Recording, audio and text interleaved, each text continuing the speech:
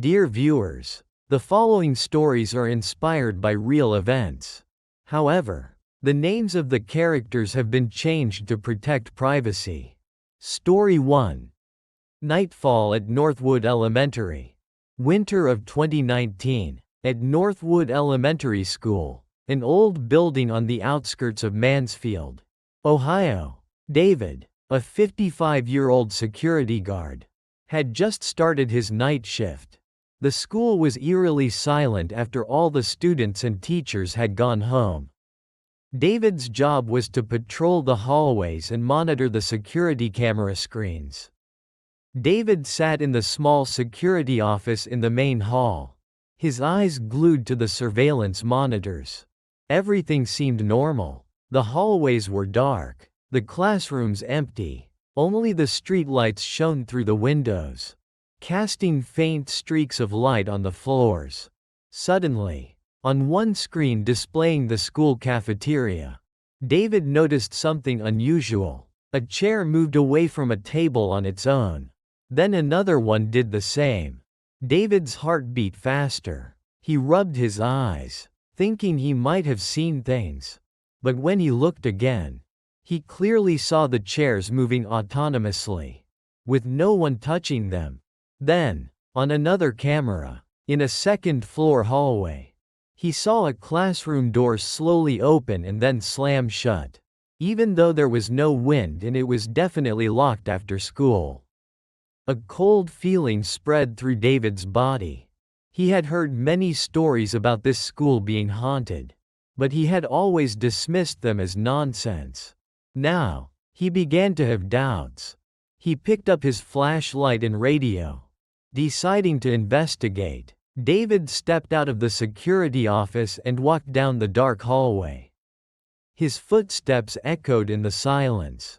He felt like someone was watching him. Suddenly, he heard children's giggling somewhere nearby.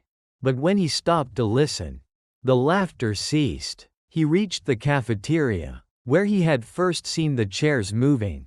The room was colder than usual, and the air felt heavy.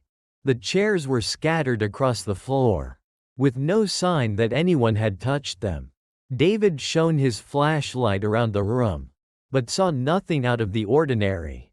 As David prepared to leave the cafeteria, he glanced back at the security camera monitor in the corner of the room.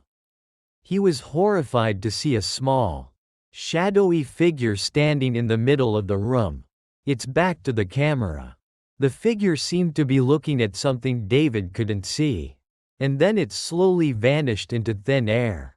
David stood frozen, his heart pounding wildly. He couldn't believe what he had just seen.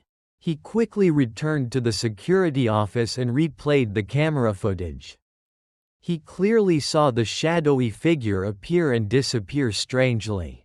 David called the police and the school principal, recounting what he had witnessed. However, they all thought he was just stressed and imagining things. David felt helpless and alone.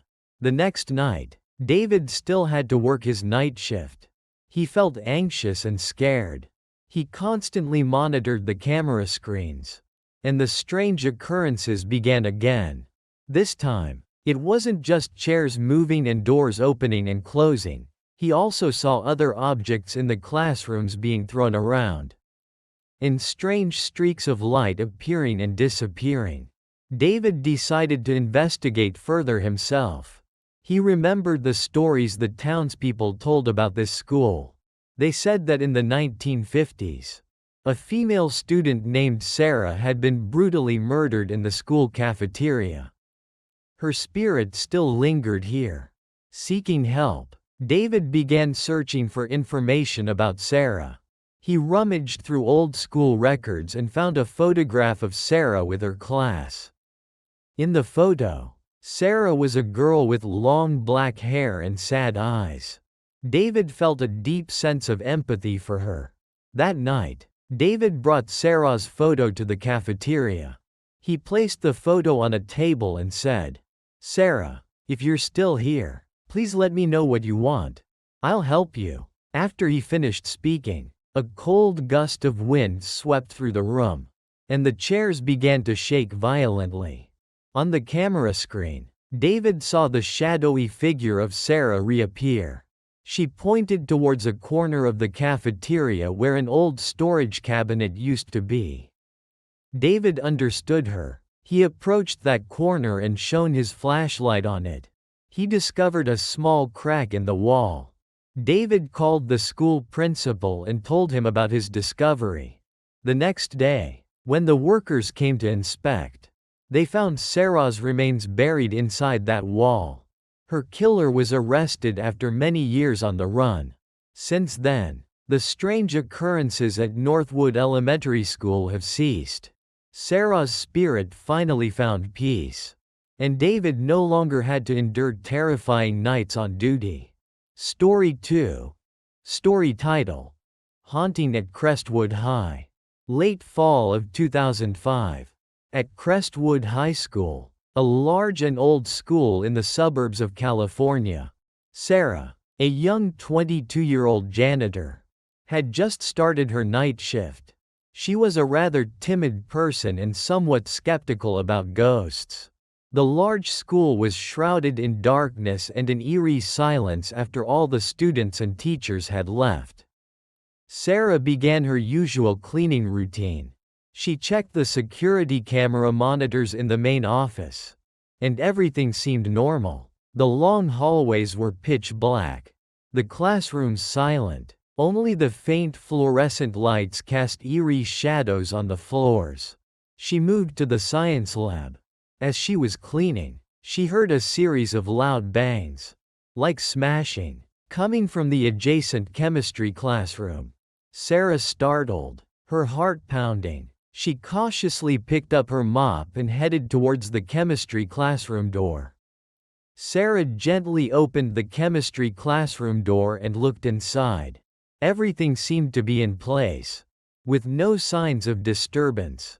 However, she smelled a strange, pungent, and unpleasant odor, like burnt chemicals. She frowned, wondering what had happened. Back in the main office, Sarah reviewed the security footage from the camera in the chemistry classroom.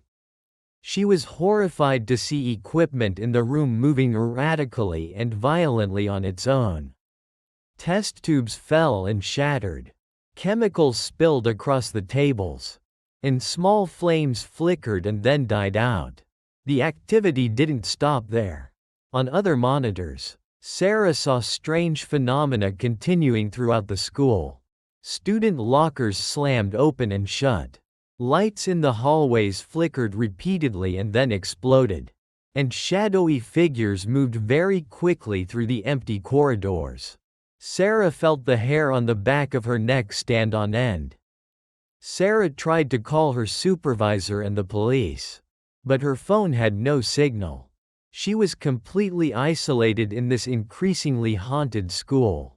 Fear enveloped her, making her feel like an icy hand was squeezing her heart. Suddenly, on the security camera monitor at the end of the hallway where Sarah was standing, she saw a tall, pitch-black figure slowly moving towards her. The figure moved strangely, without making a sound, and seemed to be floating in the air. Sarah realized in terror that this was not a normal person. Sarah screamed, a choked sound. Trying to back away, the pitch-black figure continued to move towards her. Getting closer and closer, she could feel an icy coldness radiating from the figure, making her feel frozen in place. The figure stopped right in front of Sarah. She tried to look up, but couldn't clearly see its face. Only two deep, black eye sockets stared blankly at her with extreme hatred. Then, the figure raised a bony, black hand towards Sarah. Sarah closed her eyes tightly, bracing for the worst, but instead of feeling pain, she heard a piercing screech. Then a strong force pushed her to the floor. When she opened her eyes, the figure had disappeared. Sarah quickly stood up and ran as fast as she could towards the main office. She locked the door and tried to call the police again. This time, her phone had a signal, She called 911, her voice trembling as she recounted what she had experienced. When the police arrived, they searched the entire school but found no trace of any intruder. They suggested that Sarah had hallucinated due to stress. However, Sarah knew clearly that what she had seen was real. After that terrifying night, Sarah never dared to return to Crestwood High School to work again. She was constantly haunted by the image of the pitch-black figure and the piercing screech. She researched the school's history and discovered that in the 1980s, a student named Michael had been brutally murdered in the chemistry lab. And the killer had never been caught. Sarah believed that the figure she had seen was Michael's spirit, still trapped in this school and seeking revenge. She decided to help Michael find justice. She contacted Michael's family and provided them with the information she knew. Thanks to Sarah's information, the police reopened the case and finally found the killer, a former teacher at the school. After the murderer was arrested and punished by law, the strange occurrences at Crestwood High School ceased. Michael's spirit finally found peace, and the school returned to its usual quietness. But for Sarah, the memory of that terrifying night would forever remain an indelible scar in her mind. Story 3. The Figure on the Second Floor Balcony. Spring of 2010, at Northgate Middle School, a long-standing school located in a quiet residential area of Salem, Massachusetts. Mark, a 48-year-old security guard, was reviewing the previous night's surveillance footage. He was a meticulous person and always ensured every corner of the school was safe after hours. While watching the security camera footage from the second-floor hallway, Mark noticed something strange. On the rarely used balcony at the end of the hallway, he saw the figure of a young girl sitting alone. He thought perhaps it was a student who had somehow stayed behind at school. But when checking other cameras, Mark didn't see this girl appear anywhere else in the school after dismissal. What was even stranger was that this girl consistently appeared on the balcony around 2 a.m. every night. After the school had been carefully locked up, Mark decided to check the balcony during the day. He went up to the second floor and tried to open the balcony door, but it was locked. He asked other staff members if they knew of this girl, but no one recognized her. Mark reviewed the footage more closely. The girl just sat quietly on the balcony, not moving or interacting with anything. Occasionally, she would turn her head and look directly at the camera. Her eyes were empty and held an indescribable sadness, making Mark feel extremely uneasy. Mark tried to zoom in on the footage to get a clearer look at the girl's face, but the image remained slightly blurry and indistinct. He could only make out her long, dark hair and small figure. He felt there was something very strange and concerning about this girl's appearances. One night, while Mark was on his night shift, he decided to go up to the second floor himself to observe. He quietly walked down the dark hallway, his heart pounding. When he approached the balcony, he stopped and looked outside. The balcony was empty, there was no one there. But when he turned his head back to look at the security camera monitor at the end of the hallway, he was horrified to see the girl sitting on the balcony. And this time, her eyes were wide open, looking directly at the camera with a cold and hateful stare. Mark startled and backed away, feeling an icy chill run down his spine.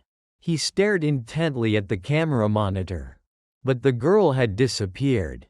He quickly ran to the balcony, unlocked the door, and stepped outside. The cold wind blew strongly, but the balcony was completely empty. Mark decided to research the school's history. He looked through old records and spoke with former teachers and students. He discovered that in the 1960s, A female student named Emily had died in an accident after falling from this very second-floor balcony. Mark reviewed old school photographs and recognized the girl on the camera as Emily. A deep sadness welled up in his heart. He believed that Emily's spirit was still lingering at this school. On subsequent nights, Mark continued to see Emily appear on the balcony at exactly 2 a.m. Sometimes, she would just sit silently, gazing into the distance, but sometimes, she would turn her head and look directly at the camera. Her eyes filled with sadness and longing. Mark began to feel a special connection with Emily. He believed that she wanted to tell him something. He decided to try and communicate with her spirit. One night, Mark brought a bouquet of white chrysanthemums and placed them on the balcony. He said, "Emily, if you're still here, I want you to know that I'm very sorry for what happened to you. I will try my best to help you find peace." After Mark finished speaking, a gentle breeze blew across the balcony, and the chrysanthemum petals fluttered slightly. On the camera monitor, Emily turned her head to look at Mark, and for the first time, he saw a fleeting smile on her sad face. In the nights that followed, Emily still appeared on the balcony, but the sadness and hatred in her eyes were gone. Sometimes, she would even wave at Mark when she saw him on the camera monitor. Mark believed that Emily had finally felt his empathy and was gradually finding peace. He knew that the image of her on the second-floor balcony would forever be an unforgettable memory in his career as a security guard. If you found this story chilling and want to hear more true horror stories, please remember to subscribe to my channel to support me.